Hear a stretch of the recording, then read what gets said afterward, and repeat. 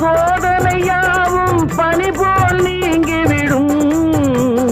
மலை போலே வரும் சோதனையாவும் பனி போல் நீங்கிவிடும். நம்மை வாழ விடாதவர் வந்து நம் வாசலில் வணங்கிட வைத்து விடும். நம்மை வாழ விடாதவர் வந்து நம் வாசலில் வணங்கிட வைத்து விடும்.